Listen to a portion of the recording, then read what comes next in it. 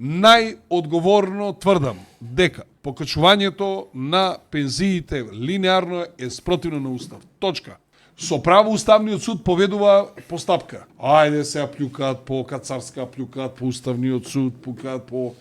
Абе ти, ако сакаш на пензионерите да им помогнеш тие што се ниски пензии, јас тоа лани го објаснувам во ова председателската кампања и во парламентарната, дека тоа се помага со мерки на социјалната политика.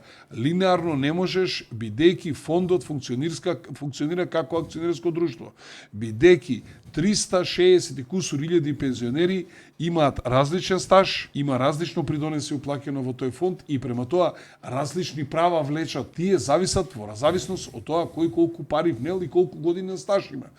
Ако ти сакаш на тие ниските, и се слагам дека треба да им се помогне тие со ниските, тие треба од социјалната политика, од социјалниот буџет да интервенираш во континуитет.